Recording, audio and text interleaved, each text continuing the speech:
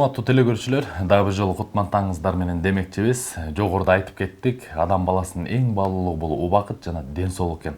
Алтын башың сыздап өтөт, начар болсо ден соолук демекчи. Бүгүн ден соолукка пайдалуу кеңештер болмокчу, андыктан бүгүн биздин конокто. Кадырман телекөрүүчү, биз жөн жерден бүгүнкү конокто чакырган жокпуз. Анткени дал ушул учурда бел оору, бут оору аябай көп кесиптешим. Кайсыл жакты карасаң, тааныштарың менен, тууган уругуң менен сүйлөшсөң, баарын эле белим ооруп атат, бутум ооруп атат, эмне кыларымды билбей жатам, барбаган жерим калбады деген сыяктуу сөздөрдү көп угуп калабыз. Мына ошондуктан бүгүн биз студияга атайын телекөрүүчүлөргө пайдалуу конокто чакырдык. Бүгүн бизде конокто сиздерге ден соолук боюнча кеңешин берет. Анан ошол эле учурда экран астында номерлерге сиздер суроо калтырсаңыздар, сөзсүз түрдө өз кезегинде учурунда биз суроолоруңуздарга жооп алып беребиз. Бүгүн бизде конокто нейрохирург, невролог Бакыт Турганбаев мырза бүгүн бизде конокто. Саламатсызбы? Саламатсызбы агай? Саламатчылык. Кош келиптирсиз. Жакшы. Кутман таңыңыз менен. Кутман таң. Ыраазычылык билдиребиз атайын убактыңызды бөлүп таңырда келип бергениңиз үчүн. Анан учурда азыр ушул бел ооруган, бут ооруган инсандар аябай көп да. Анан сиздерге дагы мына ушул оорулар менен көп кайрылышабы? Ушуну туура белгилеп өттүңүздөр. Акыркы учурда статистиканы алсак, акыркы 10 жыл десек болот. Мурдакы статистикага караганда ушу бел омурткасынын оорусу менен кайрылган бейтаптардын саны кескин көп. Жылдан жылга да көбөйүп баратат. Эгер мурда ушу бел оорунун кесепеттери менен көбүнчө бир 40-50дөн ашкан бейтаптар, жаш 40-50 жаштан ашкан бейтаптар көбүрөөк кайрылса, бүгүнкү күнү мектепте окуп жүргөн окуучулардын кайрылуулары кескин көбөйүп жатат. Бул себептерин ойлойбуз. Бул аз кыймылдын себеби. Экинчиден, биздин тамак азыктанышыбыздын бул качествосы да, ошол эле курамдагы азыктардын жетишсиздиги ушул нерсеге алып келет. Анан көбүнчөсү бул жерге салымы аз кыймылдын кесепети алып келет да, себеби адам спорт менен машыгып, эрте менен 20 мүнөт, кечинде 20 мүнөт произволдук гимнастика жасап турса, кан азыктанышы жогору болот дагы, ошол эле связка, позвоночник, суставтарынын баары кынтыксыз болот. Ошол жетишпестиктин негизинде ушул бейтаптардын саны көбөйүп жатат. Демек, мурда 50 жаштан жогорукулардын бел омурткалары ооруп көбүрөөк кайрылса, азыр керек болсо окуучулар да кайрылып жаткан экен. Кадырман телекөрүүчү, эгерде бутуңуз, белиңиз ооруп жатса, же болбосо нейрохирургка сурооңуз болсо, неврологко сурооңуз болгон болсо, түз эфирде сиздин сурооңузга биз жооп алып беребиз. WhatsApp номерларга кайрылсаңыздар болот. Сөзсүз түрдө өзүңүздөрдүн ар бир инсандын өзүнүн көйгөйү болушу мүмкүн. Сөзсүз түрдө кайрылсаңыздар жооп алып беребиз. Анан негизи ошол бел омуртка көбүрөөк айтканда биз грыжа деп түшүнүп калдык да. Грыжа эмне себептен пайда болот? Аны сиздер кандай дарылоо жолдорун өткөрөсүздөр? Бел омуртканын маселеси боюнча жалпы үстүртүдөн түшүнүктүү болуш үчүн айта кетейин. Бул позвоночник ушу омурткалардын эки бөлүмү өтө кыймылдуу. Бул моюн омурткалары жана бел омурткалары. Эң көп механикалык нагрузка ушу эки отделге түшөт. Мына грудной отделдеги позвоночниктер, булар грудино-реберный каркас деп коет. Ал бекемдиги кармап турат, бышыктап турат. Ошон үчүн маселе ал жакта азыраак болот. Көбүнчө ушу моюн, анан белде болот. Бул жерден уже грыжанын астында дагы процесстер болот. Биринчи этап бул деген протрузия деп коет. Акырындан бел омуртканын ортосундагы диск кичинеден чыга баштайт. Муну протрузия деп коет. Бул ирет бейтаптар ооруну гана сезет. Эч кандай неврологиялык дефициттер, выпадениялар болбойт. Эгер ушул этаптан бейтап өзүнүн ден соолугун карап, разгрузка берип, ушу межпозвонковой дискке питание берип, противовоспалительный терапия алса, бул кайра кайтып өзү сакайып кетет. Экинчиси, уже протрузия грыжага өтө баштайт. Ошол бел омуртка чуркусу чыгып, дагы размерлерин чоңойтуп, уже нерв или кан тамыр ошо корешокту снабжать эткен ошолорду кысымга ала баштайт. Ал кезде уже бейтаптын оорусу күчөп, кандайдыр бир сезим нарушениялары болуп, буттары чымырап, ооруп, күч кубаты азайып, ошондой көрүнүштөр пайда болот да. Бул этаптан көбүнчө пациенттер эми ар кандай жолдорго леченияга барышат да.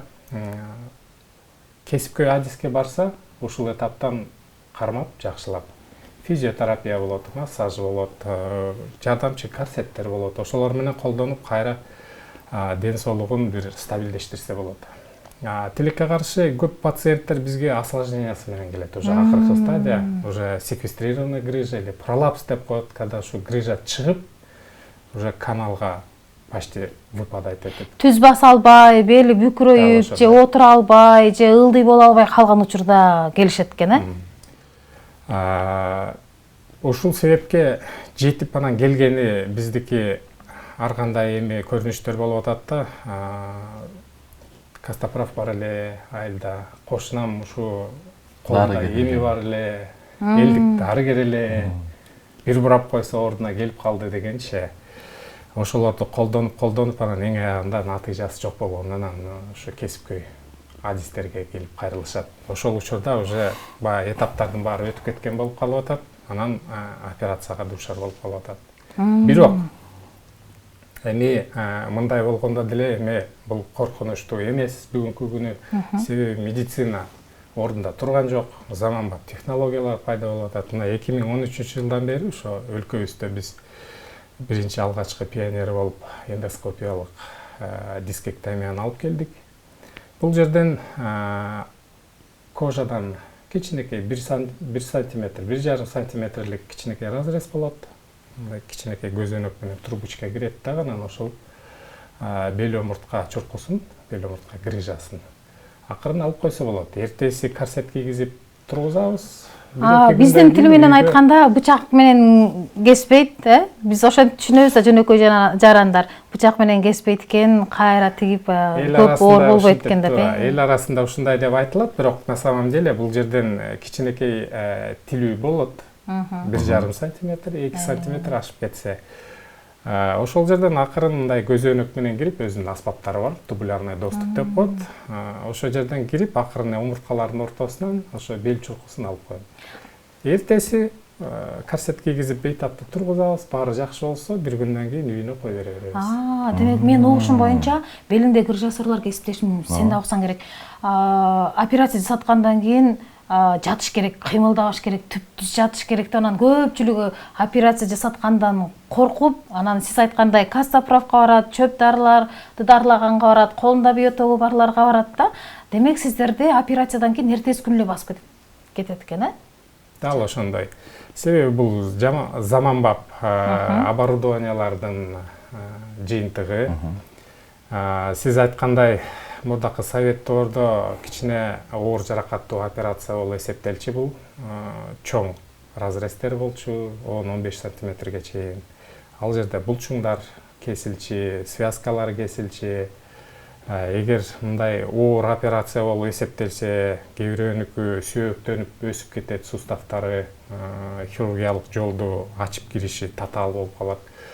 Ошол учурларда чоң жаракаттуу кылып канатчаларын толук камдуу алышка дуушар болуп калышчу. Ошол себептен кээ бирде бул өтө терең кирет да. Эгер арык, кичинекей арыкчырай киши болсо, ход раневого канала кичинекей болот. А эгер тучный болсо, ал жерде операционный рана өтө глубокий болот. Ал кезде мындай жарыктантуу аспаптар дагы аз эле. Ошол операция учурунда кээ бирде нерв корешоктор көрүнүп, көрүнбөй калган учурлары болот эле, кээ бирде канап калат.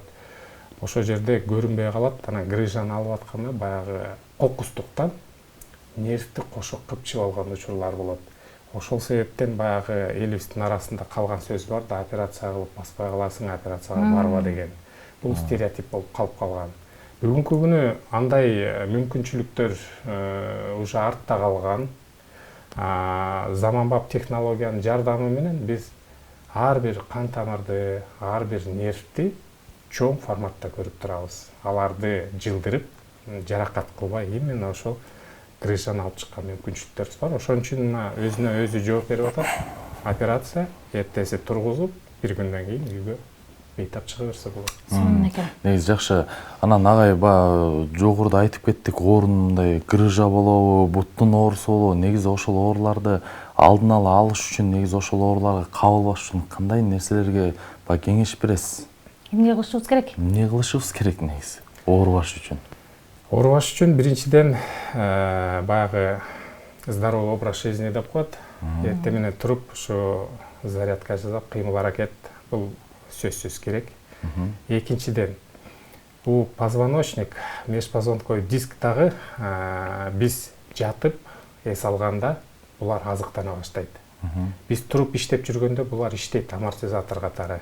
Ошон үчүн биз буларды дагы эске алып, ушу межпозвонковый диск, межпозвонковый суставтар азыктаныш үчүн биз аларды разгрузка кылып коюп турушубуз керек. Бул плавание, бул перекладиналарда позвоночникти чоюу, ошондой эле убакыты менен массаж, спа процедуралары, тепловой процедуралар аябай жакшы жардам берет. Ошондуктан күнүмдүк жашообузга спортту киргизсек, биз көп салым кылган болобуз. Негизи биз ошол мануалисттерге, массаж жасагандарга, сыныкчыларга да барганыбыз туурабы? Анткени сыныкчыларга барганда качыратып, кучуратат го, бутуңду ары, колуңду ары тартат да, мисалы. Бул туурабы негизи? Бул жерде эки маселе жаралат. Биринчиден жана алгачкы айтып кетпедимби, протрузия учуру биринчи стадиясы деп коелу условно. Ошол учурда задний продольный связка деп коет, омуртканын артында, мына бул жерде биздин макетибизде бар. Бул омуртканын макети көрүнүшү. Телекөрүүчүлөрүбүзгө түшүнүктүү болуш үчүн бул жерден да көргөзүп койсок болот. Колуңузга алып көрсөтө бериңиз. Мына бул жерде телосынын арт жагында задний продольный связка деп коет. Бул бел омуртканын ортосундагы кемирчекти артты көздөй чыгарбай ошол бекемдеп турат. Бул биринчи стадиясында болот, бүтүн болот. Протрузия болгондо ошону акырын задний продольный связканы түртүп турат. Ошол кезде задний продольный связка өтө көп болевой рецепторлорду өзүндө камтып турган болот. Ошол боль вызывать этет. Ошо задний продольный связка бүтүн кезинде жана сиз айткан массаж, мануальная терапия өзүнүн жардамын толук камдуу берет деп айтсак болот. Ошол биринчи стадиясында мүмкүн. Эгер ошол задний продольный связка жулунуп, бел омуртка чуркусу уже каналга чыгып, мынандай болуп нервтерди кыса баштаса, бул этапта ал костоправдын кыймыл аракети грыжевой воротаны дагы кеңейтип, ушу грыжаны дагы кенен чоң көлөмдө чыкканга жол түзүп берет. Бул этапта болбойт. Тескерисинче зыян болуп калышы. Тескерисинче зыян болуп калат экен. Анан бул жакта баштын эмеси турат. Скелети дейбизби, эмне дейбиз? Бул жерден кайсыл оору жөнүндө айтып бересиз? Бул жерден жанагы баса белгилеп кеткендей, эң кыймылдуу адамдын омурткасынын бөлүмү бул моюн. Моюн омурткасында өзүнүн өзгөчөлүктөрү бар. Бул жерде дагы баса белгилеп айтып көргөзүп кетели. Мына бул жерден көрүнүп турат. Капталдагы канатчалардын ичинде канал бар. Каналдын ичинде 3 магистралдык курамдар өтөт. Бул биринчиден позвоночный артерия өтөт, позвоночный вена өтөт.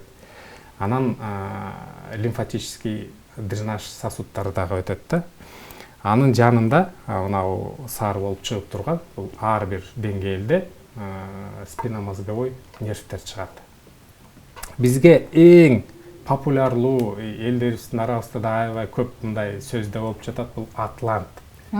Атлант мынау эң биринчи моюн омурткасы. Бул эң кыймылдуу деп эсептелет. Себеби биздин башыбызды оңго солго буруп кыймыл аракетти кылган именно ушул атлант обеспечивать этип турат. И ушул атлант баштын сөөгү менен кара куш сөөгү менен бекемдеп ушул суставды организовать этип турат да. Ушул жерде маселелер көп болот.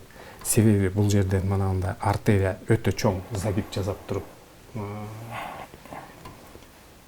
внутричерепное пространствого кирип кетет. Ушул жерде кысымдар көп болот. Ушул жерде биринчи, экинчи корешоктун кысымы көп болот. Себеби ал корешоктор баштын терисин камсыздайт. Бул баш оорусуна алып келет. Экинчиден ошо кан тамыр кысылганда, атлант ордунан жылганда, позвоночный артерия кровоснабжениясы азайганда жана баш айлануу, кулактагы шумдар пайда болот. Ошондой эле эртең менен турганда баш аябай оор болуп, түнү менен иштеп чыккандай болуп, ошондой ощущениялар пайда болот. Себеби позвоночный вена дагы кысылып калып, дренаж функциясы бузулуп, внутричерепной гипертензия дагы көбөйүп, ушундай нерсеге алып келет да. Андан тышкары бул жерде дагы моюнда аябай көп булчуңдар бар. Ал булчуңдар грудино-подключично-сосцевидная мышца деген бар, лестничная мышца деген бар. Булар дренаж кылган, то есть баш мээден кайра алып кетет. Суроо бар экен, окуп берейин, анткени бизге бөлүнгөн убакыт соңуна чыгып баратат. Саламатсызбы? Менде дагы грыжа бар, чөп менен дарыланганга бардым дейт. Эми болсо бир бутум уктап тажатты. Эгер сизге кайрылсам, кезек күтпөй эле дарылансам болобу деген суроо бар экен. Кыска жооп бериңиз, кийинки суроолорду да окуп берейин. Кайрылсаңыздар болот. Биздин дарегибиз Гоголь көчөсү 133, здоровье деген клиника, ал жерде да кабыл алабыз. Экинчи кабыл ала турган клиникабыз бул Меди деген, Медсити деген клиника, Шевченко көчөсү 6.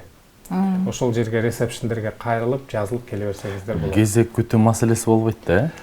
Кезек күтүү маселеси болбойт, себеби ресепшнге кайрылсаңар так убакытта айтат, ошол убакытта келип консультация алып кетсеңиз болот. Эми бул жакта бутум ооруйт, белим ооруйт, кулагымда шум бар деген суроолор бар экен. Кайсыл жакка кантип кайрылабыз деп анан дагы кайсы оорулар сиздерге барса болот? Кыска айтып берип коюңуз дагы, биз көрсөтүүнү жыйынтыктайлы. Биз невролог, нейрохирург болгондуктан полный ушу нерв системасына кандай таандык оорулар болсо дарттарды толук камдуу көрө беребиз. Биздерге здоровье клиникасына жана Медсити клиникасына даректери Гоголь көчөсү 133, Шевченко көчөсү 6. Ушул клиникалардын ресепшндерине кайрылып, убакыты менен жазылып келип консультация алсаңыздар болот. Рахмат агай, терең ыраазычылык билдиребиз. Баягы убакыт учкан куш демекчи, урматтуу телекөрүүчүлөр, мына сонун кеңештер болду. Жогоруда бардык адрестер, кайсы жерден табам десеңиздер, бардыгы айтылып кетти, урматтуу телекөрүүчүлөр. Андыктан өзүңүздөрдүн биринчиден ден соолугуңуздарга кам көрүңүздөр, себеп дегенде баалуу нерсе бул ден соолук демекчи. Агай, ыраазычылык билдиребиз. Мына ушундай кадырман телекөрүүчү, эгерде сиз дагы белиңиз ооруса, бутуңуз ооруса, үшүсө, жылыбаса, башыңыз ооруса, кулагыңызда дайыма шум болсо, көрүүңүз начарлап жатса, же болбосо коногубуз айткандай атлант жылып кетти деп, же болбосо атлантымды түздөшүм керек эле деп жаткан болсоңуз, анан белиңиздин оорусун дарылата берип тажасаңыз, бутуңуз ооруп атса, демек мына ушул бүгүнкү конокко сиздер кайрылсаңыздар болот экен. Экран астында жазылган номерлерге кайрылсаңыздар, биз сиздерге толук дагы дарегин берүүгө аракет жасайбыз. Ар бир көрүүчү оорубай, ден соолуктуу болушун каалайбыз. Ал эми урматтуу телекөрүүчүлөр, агарып аткан таңда кайрадан бир саат бою сиздер менен биз болдук. Андыктан биз сиздер менен коштошпойбуз. Бир саат бою эфириңиздерде мен Кубаныч Жантемиров жана кесиптешим Жазгүл Кудайбердиева сиздер менен чогуу биргеликте болдук. Кадырман телекөрүүчү, бүгүнкү көрсөтүүбүздүн демөөрчүсү Ал Халал соода маркасы экендигин дагы эсиңиздерге салып өтөбүз. Мына ушуну менен көрсөтүүнү жыйынтыктайбыз. Аман туруңуздар. Görüşkенче.